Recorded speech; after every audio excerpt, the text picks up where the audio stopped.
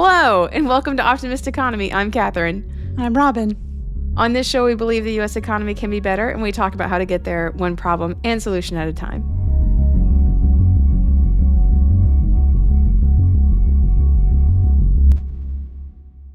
At the top of the show, we like to do a few little announcements. First of all, hey, we've been messing around with paid advertising to see if that would work on our platform, and I accidentally turned it on. So if you got an ad for the Beef Council or ZipRecruiter, my bad. But if you got an ad for Starbucks, please let us know. Amazon. Starbucks, Amazon, the Bezos family. Like, if you got an ad that's actually funny, like, please write in and let us know. It was only on. It was at the very end. Very, very end. So it's also, this is a measure that you are truly a devoted listener because it came on after we snap out Andy and Sophie. But the Beef Council, great. I got ZipRecruiter. Oh, and we found out that we earned $7.25, the minimum wage. Exactly. The exact minimum wage is what we earned from accidentally putting on ads. I can't. If it had been $7.26, it would have been worse. The fact it was $7.25 was just, chef's kiss. Perfect. Yeah. Totally perfect. And then also the usual announcements about how we need money. It's either these awkward calls for money or ads from the Beef Council. Like, you tell us what you want. But we have a website, optimisteconomy.com. We will take your money in any way we can find ourselves capable of actually accepting it, which has been a struggle these many months. And we have an email, optimist.economy@gmail.com. We love to hear from you. We also really love your reviews. My favorite one from this past week was just, this show is a chaotic mess.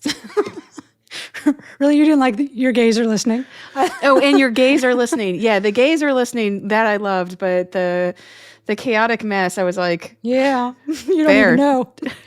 You have no idea. All right. Okay. So, Retcon. One of the things that because of the topic that's coming up that I was looking into, I don't know, spoiler alert, we're going to talk about happiness. And some of the data that I was looking at suggests that actually, in terms of feeling like their mental health is good, women are actually suffering from this way worse than men right now. We'll talk a little bit more in detail about this, but 24% of 18 to 29-year-olds report excellent mental health, and it's only 15% of women in that age group. And a decade ago, that was 48%. This is Gallup polling. Something I didn't say very clearly in the show is that there is a difference between like a boy problem and a problem that boys are among the affected. Mm-hmm. Or a men problem. Or disproportionately affected, yeah. Or disproportionately affected. Yeah. There was an op-ed that came out after we recorded the show from Rahm Emanuel in the Washington Post that said, like, the housing crisis is driving the boys and men crisis.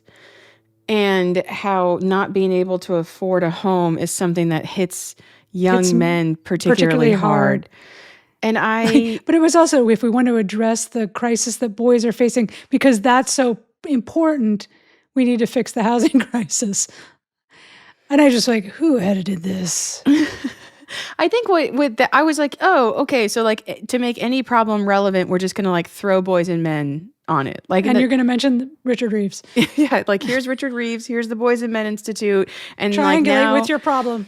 Yeah. Now housing is a boys problem. And now this, it felt like, oh God, it was infuriating. It was a bit of an infuriating article, but I think what his op-ed in some ways solidified to me about this whole conversation is how much the actual problems of boys and men are going to be erased by the bandwagon of saying a problem is about boys and men. Mm. And it does a disservice to that population to be like, oh, actually it's housing, or like, actually it's this. And it's just erasing the people who are actually suffering to pick your issue and give it to boys and men and say, well, this is another boys and men issue. Mm. And I was like, yep, okay. Yeah. Because if we fixed housing, labor force participation would turn around and exactly. like all these problems with disability would go away. Oh, yeah. And so would the, difficulty in finding a job if you have a felony record. Like, as long as you know. The fentanyl crisis would be gone. Yeah, as long as you know that there's a house you could afford one day, the fact that you don't have a job to get you there, it was so. It's jumped the shark as a conversation framing device. Well, that actually is pretty close to my term and condition. Okay. Terms and conditions. Terms and conditions is our next Pilcrow. And You're not going to let that go, are you? The Pilcrow? Yeah. I don't think so. I don't think so. You can ask my family if I ever let things go, and they'll let you know the first time I do. Hasn't happened yet. My sister's going to write in and be like, you have no idea what I suffer. So I looked up a little unsuccessfully because I don't have a room full of the OED in my house, but I tried to look up where armchair came from as a descriptor of someone who's not an expert talking as if they're an expert. Oh, uh-huh. And we use armchair quarterback. Yeah. There's armchair psychologist, the armchair expert. What the OED told me before the paywall came up was that it started in the early 1800s as an armchair traveler. Oh, mm-hmm. Of someone who spoke about other places, but who had never been there, and they were just reading about it from the comfort of their armchair. And that was its first use. It's something that we all know, but I wanted to see if there was... Anyway, I didn't get to find anything out because I don't have a subscription to the OED. And free etymology is really shady. It's hard to know what to trust. Anyway, without more OED exposition, all I have is the first armchair was the armchair traveler. What did you look up? So first of all, I just need to tell you why I looked this up, which is I was on social media and I saw a post from a woman I know. I run this writing program, and a lot of the people who've done it many times over the years were friends on social media. And so one who is a really interesting woman who's a poet and mathematician posted that she had almost made this word in Scrabble, but she was missing an M. And the word was eudaimonia. And that's EUDEMONIA. And she said, I would have been so happy to make the word eudaimonia if I'd had an M. And it's because eudaimonia is often a synonym for happiness, though it comes out of Aristotelian ethics, it's a condition of human flourishing or well-being overall. Eudaimonia. Eudaimonia, often also used as eudaimonic or eudaimonic. I love it. Eudaimonia, human flourishing. Mm-hmm. Very, very Aristotelian. What an incredible concept that GDP is not going to do a good job of getting at.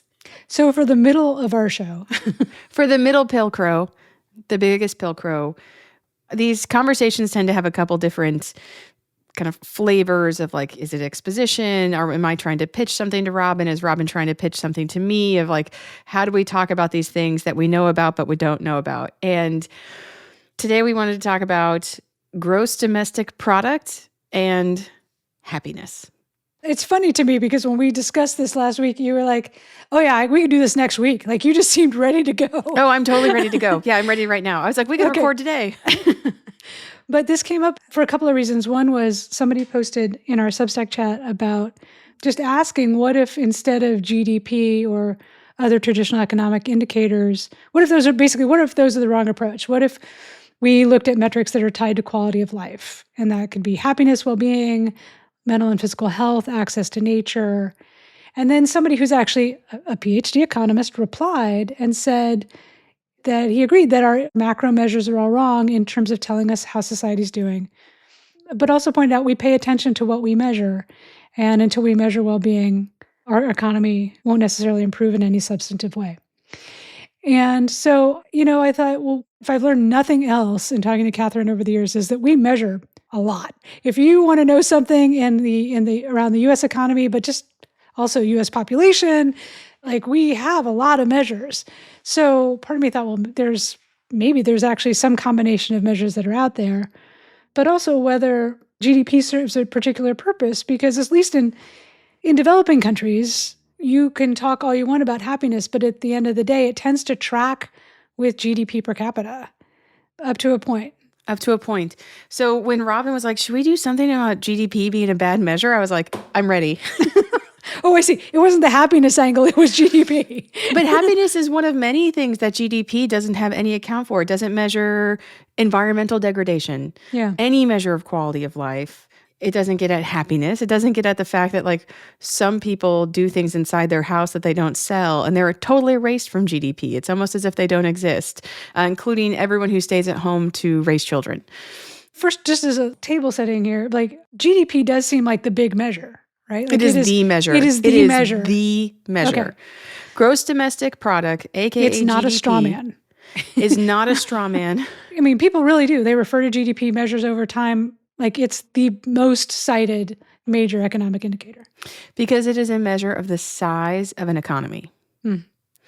And gross domestic product, 3 words that mean almost nothing on their own and certainly mean nothing together, but it's really size. Like how big is the U.S. economy? The answer is GDP. Can you remind us what the formula is? I feel like you told me. It's C plus G plus X.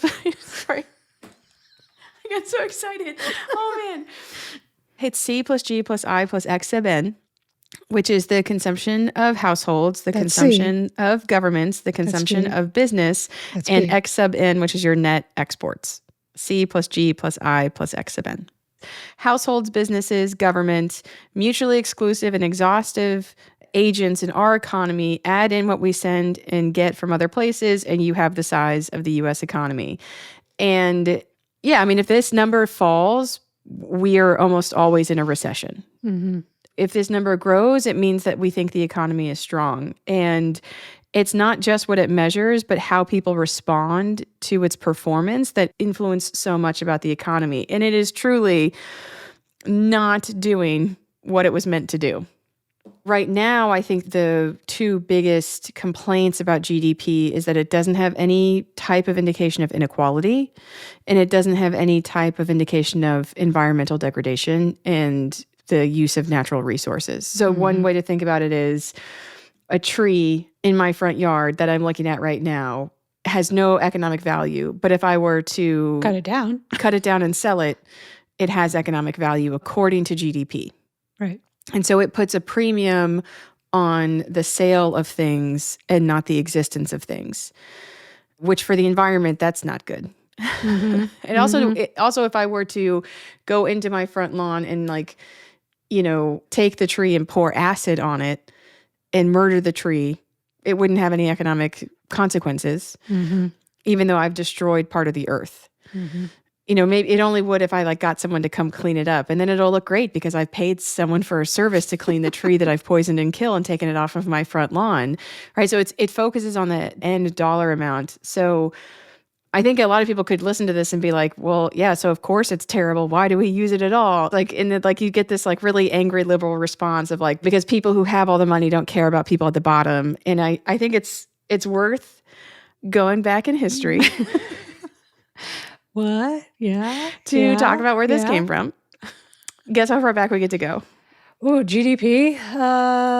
Okay. I'm going to say 1885. That's actually a little early. It was just a guess.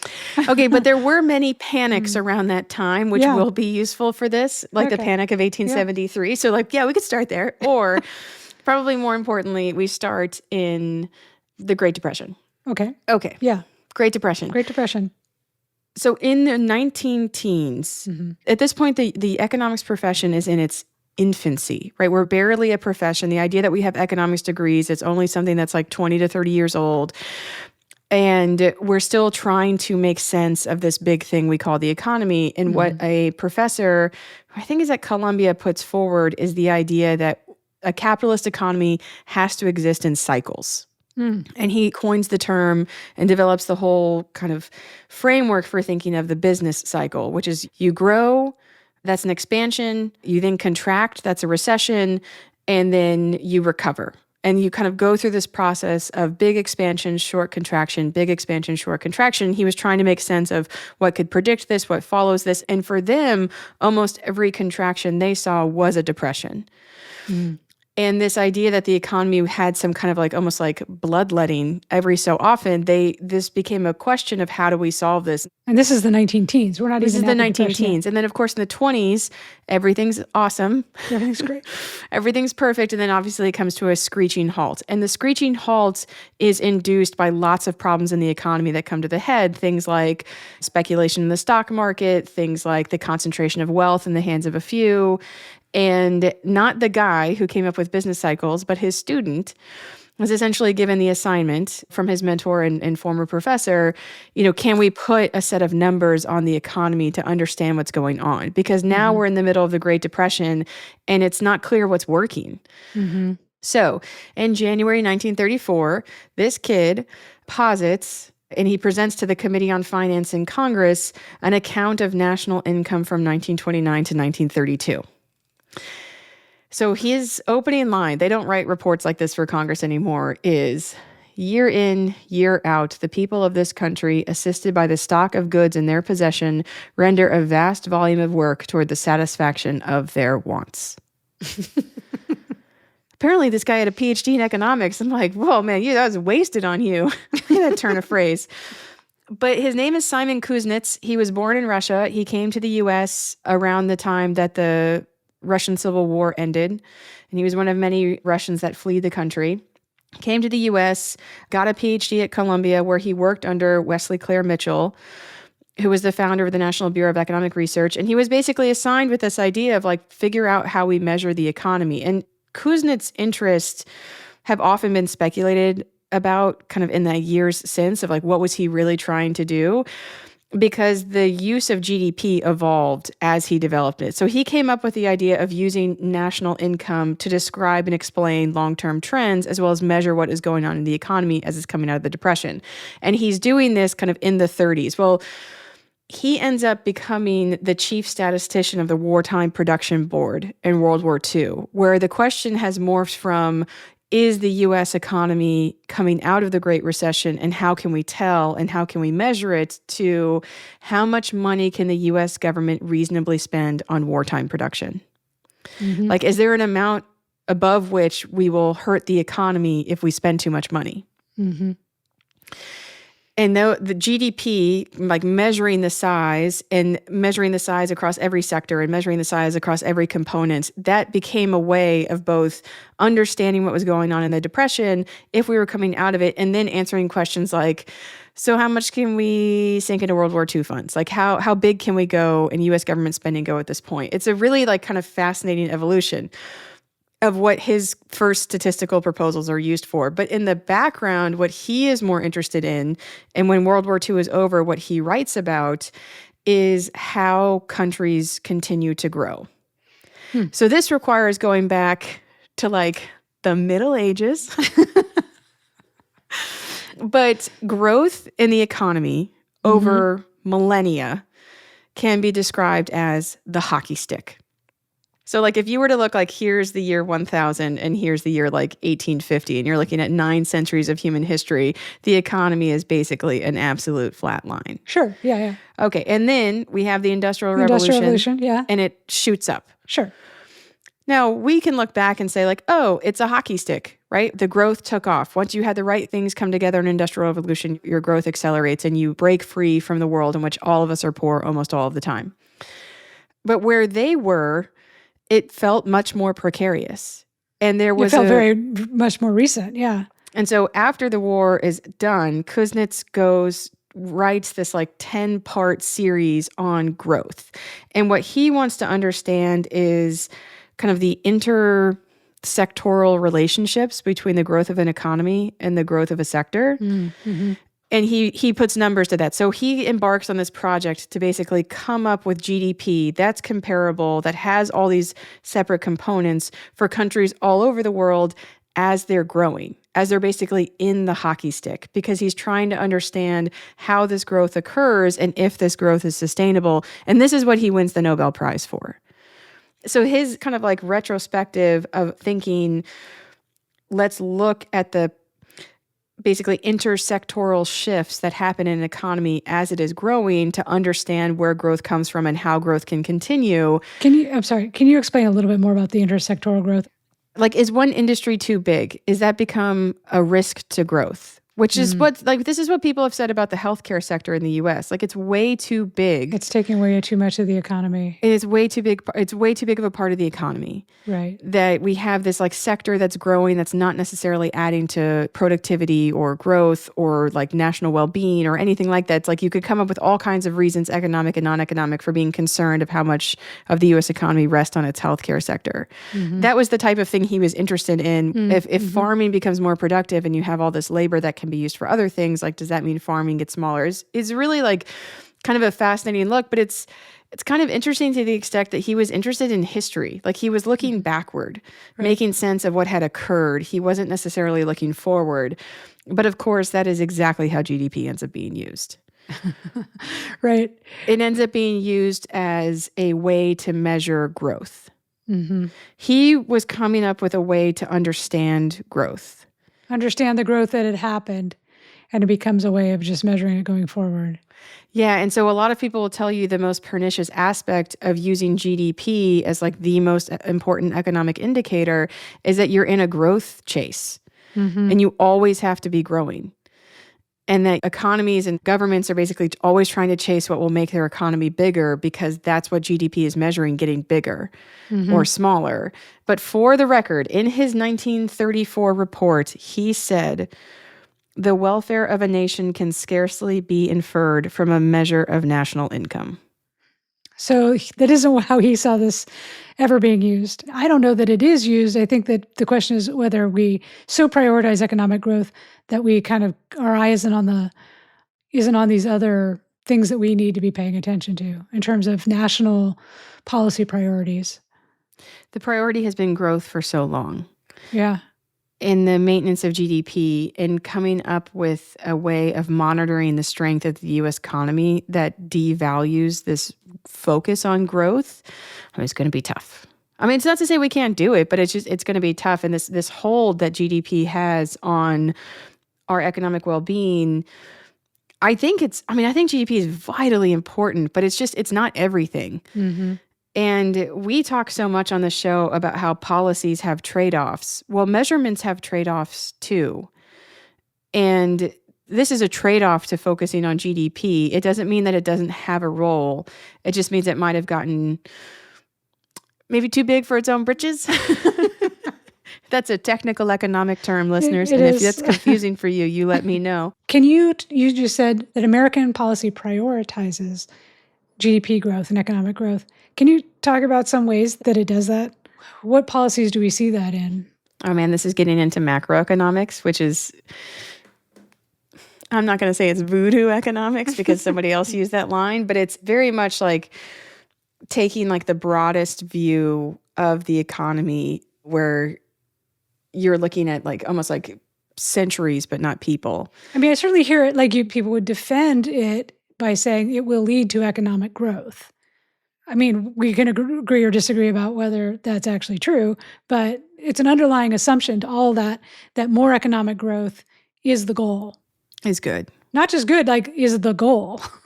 Is the goal of we can grow the economy. And so, yeah, I mean, I think if you look at it through like eras of thinking about different times, like the U.S. since 1934, when he first introduced the idea of a national income account, if you think of like the eras the U.S. economy has been since then, we had this era of like really high growth coming out of World War II, in which we generated a lot of income for the bottom, in which we produced a lot of things. And I think someone could say something like, we seem to have in the U.S. almost like an obsession with the consumption of new goods, which could in fact spur economic growth to always be consuming things, where that's rewarded in the economy. As opposed to like using things for like their most utility in like buying a product that you only have to buy once for like 50 years, that would be valued less in the economy. Now, it's not like policymakers are sitting down in Congress and are like, buy new things every year. That's the law. But we've built into a lot to incentivize that. We've built into our assessment of economic strength that buying new things is better than using old things. Because you're chasing growth. Right. it has a purpose. Like, it's very useful in saying things like the economy is slowing down. Like, we just had 2 GDP reports that came out this year. Yeah. And they were very confounding to a lot of people because the first one was negative and the second one was positive. And so we are worried about the effects that tariffs will have on the economy, but they haven't showed up in GDP growth yet. The first quarter's GDP was a little bit negative, and then the second quarter was positive. It was around 3%. And the average over those 6 months was, just over 1% or 1.5%. And what something like the national income product accounts and kind of what Kuznets conceived, all those decades ago, was that you can see what is contributing to this overall number to assess, is the economy actually weak or strong? And in a moment like now, where we are worried about the effect of tariffs, GDP has been incredibly insightful, because what we've seen is that the big swing in the headline number from negative to positive is being driven by inventories and swings in trade. But when you look at things like, are consumers doing as well in terms of spending as much as they did last year, the answer is no, it's slowed down. Business spending has slowed down. Consumer spending has slowed down. And so we're able to use these components of GDP to understand what's going on in the economy. Like that, I think he would be like, yeah, exactly that. This is why we have it. It was interesting because I read a lot of those stories when the latest report came out, and a few of them were just like, GDP is up, and that's all they're going to say. But other ones would say, the overall GDP figure is up, but that's because imports were down. And imports were down because businesses stocked up because they knew the tariffs were coming. So in other words, we're getting kind of a wash between the buying of everything you could and stopping importing because the tariffs are now into effect. My point is, I guess the economists see that. I don't know that the general public sees that. And then you can keep going from there. I mean, and so we have lower household consumption, right? This is showing a weakness in the economy. Showing up. And, Heather Long from the Washington Post, she just wrote about how that consumption number, if you were to dig there and peel that back, we call this a K. The consumption spending in the U.S. is being maintained by the richest households. Yeah. And they have been unaffected by almost anything that has happened in the economy over the last 5 years. Yeah, they have money. Like, there is no pandemic when you have money. There's no recession. There's no inflation spike. It doesn't touch you. And there's a lot of them, and their spending is fine. And so what she's pointing out is that if you were to drill in on this number, it is showing this overall weakness where you got a lot of households at the bottom kind of falling, and then you have households at the top rising. And this creates a K in our economy, and we have a K-shaped recovery. We were worried about having a K-shaped recession. I take a little umbrage to this because my name starts with a K, and I feel like it's a pretty cool letter. But it doesn't actually have that many great things associated with it. So W, I think every time it came close, it would come right back to W. I'm like, wait, what did you just say? W. Yeah. But this data is helpful, for what it reveals more than the number itself. And I think the problem that so many people have with GDP is that you get that number that says 3% growth in the US economy in the second quarter, and you don't get the same type of emphasis on, our economy is being held up by a small set of rich people who are spending like gangbusters, and the rest of us are struggling, right? And that there's no measure for how good is that number, what is the quality of that number. And in the 34 report, he says this is quantity, not quality. And he got criticized for not including any type of household production, which is what we would call people who were cleaning your house, making your own food, or raising children at home. They don't enter GDP at all. And he's like, I know it's a problem. And it was something that he could recognize as a shortcoming, but we don't lead with that shortcoming now. And it's a very, I don't know, it's kind of a blunt instrument that serves a certain purpose, and maybe it's like the Swiss Army knife that you've only ever used one tool. Let that sit. Let that sit. Let that ping pong that one to see if you like it, because there's a lot we can learn from GDP that's not just top line number. The top line number, but that tends to be what influences policymakers the most, is the top line number, and not everything that's not in the Swiss Army knife of the hook. I think about this with the tariffs, right? Tariffs are going to drive down imports, and that is going to lead to GDP growth. But it's sort of a cooked books number way to do it. It's juice in it, for sure. It's juice in it, yeah. It's a big juice. So I would say that there's many numbers. Like GDP, because it's like the big number, it's the most important one. It makes sense to talk about. But there's a lot of numbers in the economy that have this type of problem. It's not used necessarily in the way that it's intended. It's often misinterpreted. And this kind of goes back to my term and condition of armchair. Once people find the flaw in it, they're like, in the economics profession is a lie. I don't know. Yeah. The number of times I've been in a setting where someone has been like, GDP doesn't measure quality of life. And I'm like, yeah, I know. yeah, I know. But like, it's almost like once you find out anything bad about an economic statistic, people will like immediately disregard it and instead adopt it almost as like a conspiracy of how economists are trying to ruin the economy.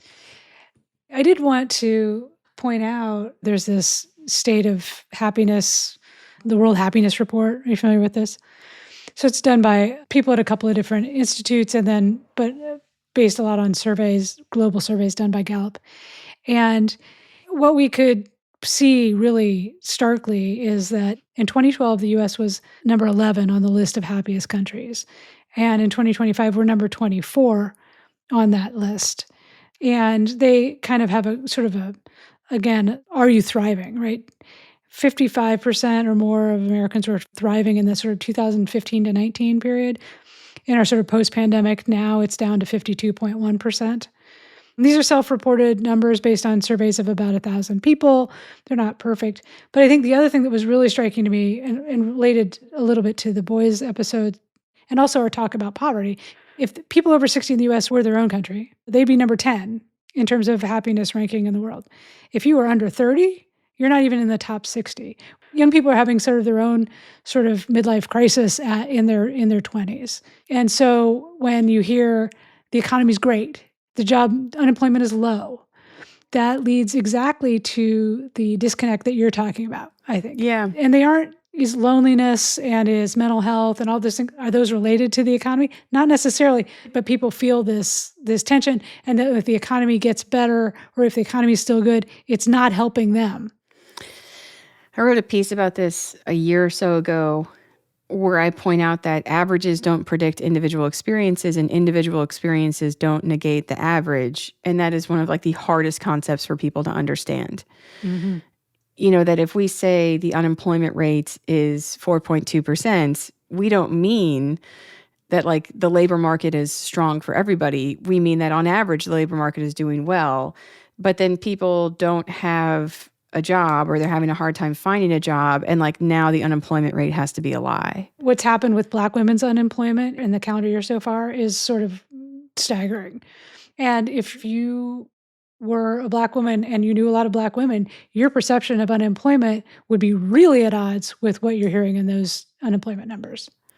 Yeah, I mean, it's a confluence of a lot of things. And the like siloing of American society into people that look like you and have your same like class and income and education, and the kind of distrust of a lot of voices in our economy, and the rise of alternative voices like hack economist on TikTok.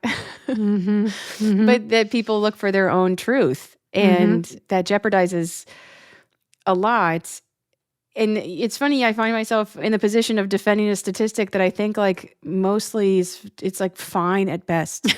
It's not like I'm sitting here with like a GDP tattoo of like it's CGI. That's not how I feel. I'm kind of like, yeah, I mean, this is like fine, maybe. It was definitely more useful in earlier time periods. We put too much emphasis on it now, but like you end up being in this position of like, but that doesn't mean it's a lie. Well, and I think that leads to me to also the question of like, if we measured other things, and some of these things we do, I'm sure we do, I don't know.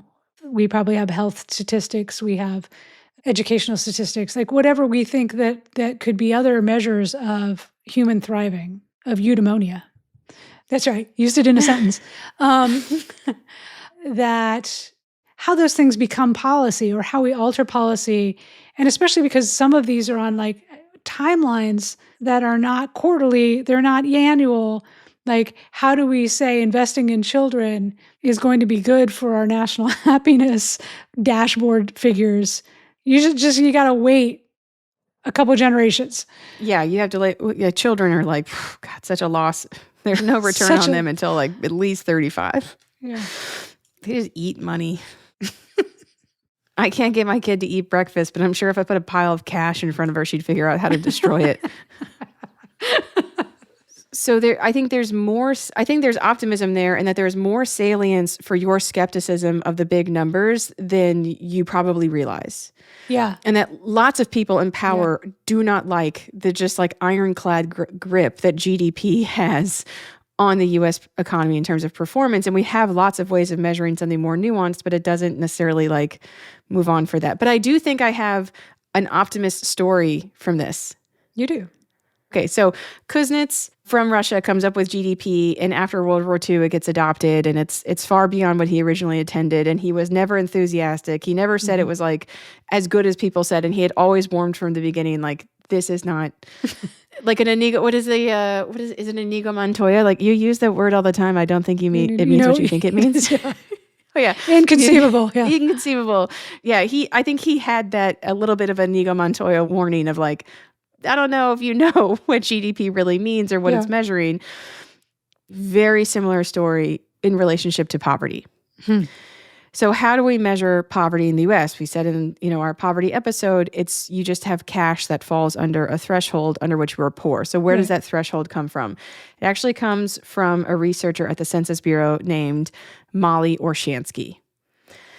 When you have Social Security benefits, they're automatically adjusted for inflation every year. Right. We didn't always do it that way. We've only been doing that since the 70s. When Social Security was started, you got a benefit based on your retirement, and you had to wait for Congress to say, we're going to increase every Social Security benefit by like X percent this year. It took an act of Congress to increase Social Security benefits. Well, you could see why this might end up a disaster. Yeah. So in the 1960s, there were members of Congress that were like, we have no idea if Social Security's benefits are good enough. Are they high enough? Are they reasonable enough? So a researcher, at the Census Bureau was asked, like, can you come up with a measure of what is enough? What's enough to live on? Yeah, what's enough to live on? In 1955, there had been a survey on consumption of how much money people actually spend in various things and various aspects of their life. And what she noticed was that it was a pretty consistent finding that about a third of all household budgets went to food. If people consistently spend a third of their money on food, the amount they need is 3 times food. She was like, all right, if we have this measure of like what is a minimum cost of food, and here's a food plan to help people who don't have that much money afford a reasonable amount of food, and we know that food is a third, like we can come up with a measure of deprivation. So she does 3 times the food budget. She comes up with a dollar amount. She adjusts it based on the number of people in the household and how old and young they are because they consume different amounts of food. And then she comes up with a measure of here's how many people fall above or below this, and this is the reasonable amount. And is that what we call the poverty line or the poverty threshold? Yes, although it takes a while to get there. Then the war on poverty begins. She's not part of the brain trust of Johnson's war on poverty, but they need to come up with a poverty number, and they've read her report, so they pick it up and they use it. Oh. And that is how the U.S. poverty line was defined. It was a 1955 survey that found a third of budget went to food. It was put with 1959 data. It was adjusted for inflation every year since. And that is where our poverty measure comes from. I mean, almost as soon as the poverty measure is adopted, it becomes problematic. The only reason why it's so entrenched is that it's eroded over time, and it keeps like maybe fewer people eligible for public programs than there would be otherwise. No, I mean, probably true, but like, Well, no one wants to say they were in charge of increasing poverty. Right. So, but in the 90s, there was like this really groundswell of like, you have to fix this. Like this measure is terrible. And she would be like, word. Yeah. Clinton was kind of moving forward on coming up with a different measure of poverty. Bush, did not move it forward at all. Although he did do a lot for public programs. I think people don't know that he championed SNAP. He oversaw the change of benefits so that you went from paper to an ATM debit card. But Obama kicked this back off and was like, get me a new poverty measure.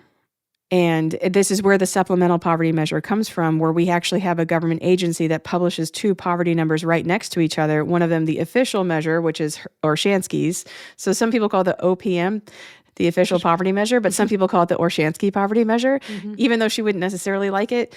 The supplemental poverty measure is produced right alongside it. And this one is like, you know what we should do? We should take into account all the things that people actually spend money on today. And similarly, we should look at all of the resources going into the household, not just cash. Because it includes things like food stamps. It includes things like housing assistance, maybe. It includes the taxes you pay, and it includes health spending. It's a very nuanced measure. I think what makes, like, that is the success, right? Like, you can apply pressure, you can have this thing adopted, it's published alongside. And the supplemental poverty measure is very useful because it is where we could see the 2021 expanded child tax credit take a lot of kids out of poverty because they didn't technically get cash income, they got a tax credit.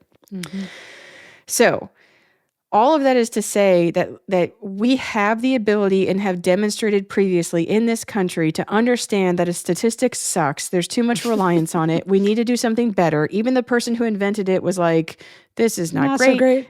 And we can come up with an alternative. I think in poverty's case, the wind out of the sails was that neither side felt vindicated by it. Like the people who were like, there's not actual poverty. Like the country is rich. And if you took into account all the money you get from like food stamps, you wouldn't have as much poverty. Well, that didn't turn out to be true. And then the people on the other side who were like, people are so poor. Like this measure is not counting correctly. Like you need to adjust for like cost of living across cities. People are going to be really poor. It didn't show up that different. And the rates they're not as far apart, I think, as either side wanted, of the people who thought that it was an under measurement of poverty or people who thought it was an over measurement of poverty. We now have this official statistic metric that looks at every component of what makes life hard to afford and tracks it over time and can say, you know, here is what moves people into poverty or here's what moves people out of poverty by this more nuanced measure. And policymaking has greatly benefited from it. So it's a mixed success. And so, yeah, you're going to read in September. So pretty soon we're going to have Poverty Day, where the national poverty estimate is going to be released. And you're going to see that first number of the official poverty measure, and that will be the headline. But that's going to be the Orshansky number. That's going to be the Orshansky number. But the report is going to include both, and it's going to talk about both, and it's going to show all the weaknesses that come from the other one. So can we never let go of an old number because we've been tracking it over time, and therefore we just need to like have it in perpetuity? Well, we do like that if you have a really long time series, it's like this is a consistent measure which has its own usefulness, but it doesn't necessarily have to be so important. But like, no, okay, so someone could become president and say like, all right, you guys, we like Band-Aids coming off. We've had both poverty measures for 10 years now. We're going closer to 15. And like, we're not doing this anymore. The old one, it's now O for old. That is the old poverty measure. We're going with the new one. And what would it require is changing all the federal statutes that rely on the poverty measure. So it would shake up a ton of stuff. So we have the statistic, but we're not using it? Well, there's also no groundswell of support to be like, we need to use this different poverty metric that speaks to all these things. It's also a lot more complicated to produce. It's more complicated. But they know they can do it. But at the same time, like for people who look at something like GDP and feel just like, God, this is just like grinding us down because there's no other measure. We could come up with another measure of GDP or like alternative GDP. New Zealand's done this. New Zealand came up with an alternative to GDP and they were like, oh, economy's not as great as we thought. So I think it would be the good thing to come out of all of the feeling of economic misunderstanding that people have, that we were able to develop a better measure. And now some people might be thinking, thank God we just fired the head of the BLS, because instead of embracing like the use of like alternative statistics and better measures and more modern measures, Trump has in fact fired the head of the Bureau of Labor Statistics for political reasons. And it's part of really a multi-fronted attack on all the statistical agencies. And so I think your gut reaction would be, maybe not great. Now. yeah, like we can do it, but we're not gonna because of this guy. But I would go back to me, this is ultimately an optimistic story because all of those agencies were in trouble. All of those agencies, the Census Bureau, the Yeah. Bureau of Labor Statistics, the Bureau of Economic Affairs, like all of them had been underfunded. All of them had been, Under you know, fire. struggling to modernize, but didn't have the funds to do it. Like, you know what it takes to develop an alternative measure? Time and money, baby. Like, it's not that complicated, and they got neither. I was doing an interview about the Bureau of Labor Statistics and what it means, and I said, one of the biggest problems that all of the statistical agencies have had is that they've never had a champion. Like, there is no one in Congress who's like, the BLS that's one's on me and I'm going to make sure it's okay. They've never had that. And people have never cared. Like, up until August 1st, did anybody care that the BLS had 15 years of funding cuts in real terms that left it a shell of its former self, and they were doing their best to maintain production under excruciating and intense circumstances? No, but then he fired her, and it's like, how dare you? Which is great. Like, your knowledge, your anger, your understanding of what's at stake, that's something the BLS has never had. And we have like this kind of confluence of things coming together of like, the statistics don't describe my life. Now you say they're a lie and you're firing people. Turns out these things were on life support anyway. Like, I've never seen so many things come together that could lead to big, beautiful BLS. One big, beautiful BLS. One big, beautiful statistical agency. Like, if there was ever going to be a true like renaissance of the statistical agencies, it may come out of this period. It would be these things coming together of like dissatisfaction with these statistics, and then feeling simultaneously the defense of agencies come under attack for just producing them. So there's interest for this. I think change is going to come. All right. Should we palate cleanse with some executive orders? Yes. Okay. Oh, I got to talk so much about statistics. I won't lie. That's a palate cleanse on its own. I don't need a palate cleanse after like Kuznets and Orshansky and like statistical metrics and, you know, getting to make a full-throated defense of the BLS. Like, what a day. What a day. So happy we could be here for you and help make this happen. Okay, executive orders. So a guy named Jeff Martz became a paid subscriber on Substack, I think. Anyway, he became a member of the Optimist community and sent in this executive order. Jeff says, as an Appalachian Trail maintainer in Pennsylvania, my executive order is that every member of Congress who wants to vote to cut funding to a national park must hike the most difficult trail in it, and they are only allowed to continue with their vote if they complete the trail without a change of heart. Otherwise, their vote automatically goes to increasing funding for that particular park.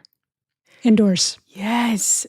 I cannot endorse this enough. And relatedly, I wanted just to show you this. So we got a postcard from a listener who is actually hiking the Pacific Crest Trail. And she sent this from the halfway point, which is in Chester, California. I won't read the whole thing here. But anyway, they came in the same week.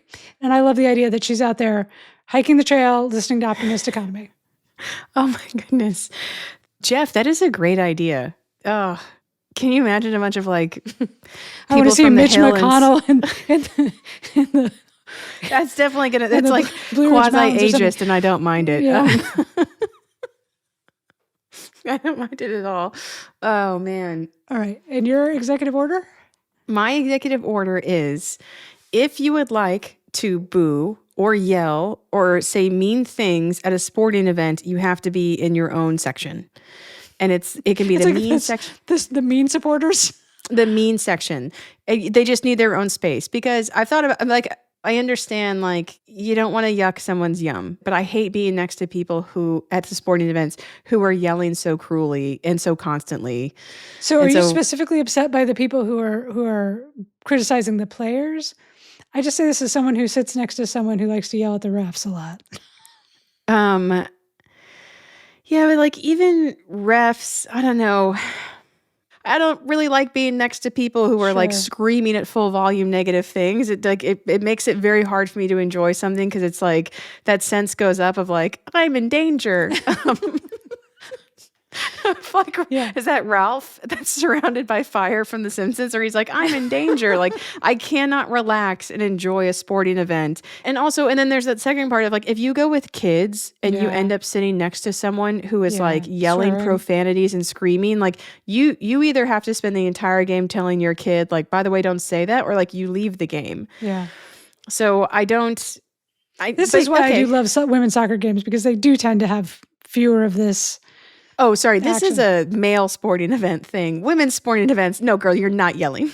Like, I can't tell you how mad it makes me to watch a professional women's soccer game with the knowledge that I probably earn more money than everyone on the field. Mm-hmm. And I'm like, that is so not right. And then when someone's like, what are you doing? I'm like, you need to sit down. That poor woman's How dare you speak to her like that? Like, how dare you? Ref, I would say, is a little bit more neutral territory, but my whole thing about yelling is just how uneducated people are when they're yelling at a soccer ref. Of like, that's a foul. It's like, she's on the other side of the field. Like, how would you possibly know it's a foul? Most of the times when I'm going to a soccer game in particular, like I'm very intensely watching. Like I just love seeing like watch plays come together. Yeah. Yeah, like watch plays come together and like watch the movements. I'm a little bit of a mutterer where I'm like, oh, look at that pass. Look at that. God, that was a great combination. And you know, just like slowly sipping a beer and like muttering of like, just like, good job again. God, you guys, it's great. And then when there's a bad call, I'm like, no, sir. You know, I just don't like being around large groups of mad people. But like, does that mean I don't get to enjoy sports in person? Or maybe there's a quiet section. This is, okay, I think I've actually thought about this completely wrong. Maybe I need to go Amtrak style and actually you just need a quiet section. Like we don't encourage yelling. Yeah, having more sections of stadiums akin to the quiet car and the loud car. Okay. Yeah. Okay. Man, I don't really come with these things fully formed, do I? Glad we can talk that out. Glad we can talk that out. Yeah. All right. Okay. And that's our show on Kathryn's in-person sports preferences. Okay. It's time for spiritual sponsors. Jeremy from Cross Plains, Wisconsin is a new spiritual sponsor on the show. Thank you, Jeremy. We really appreciate that. He sent us a message that said, more than any other podcast, Optimist Economy makes me hit the pause button and reflect on what's being discussed. For instance, seating charts in stadiums. And my personal spiritual sponsor this week is the Farmers Market at Fairfax and 3rd in Los Angeles. I know it's a touristy kind of place, but really it's one of the great places in LA. It's got a great history and people just love being there, and there's food everywhere and just tables where you can sit, and it's a spirit-lifting place. My spiritual sponsor this week is the live oak tree. Now that I am back close to the Gulf where I belong, live oak trees are all around Houston, and I happen to have 2 in my front yard, and they're massive, they're shaded, and I relish in knowing that the 2 in our front yard are 80 years old, so they're babies. They'll live for 400 more years.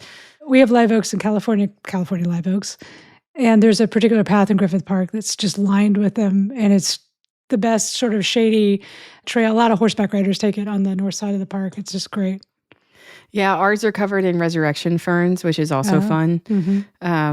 So it's, trees. Trees, big trees. Everybody be quiet while I watch soccer and sit next to my tree. I'm glad you're not pouring acid on that tree. Okay. As always, thanks very much for listening to our show. We appreciate it. We appreciate the contributions you send, the reviews you leave for us, those of you who subscribe to our newsletter, and those of you who make us laugh. We also want to thank Andy and Sophie. Andy produces our video, and Sophie produces our audio.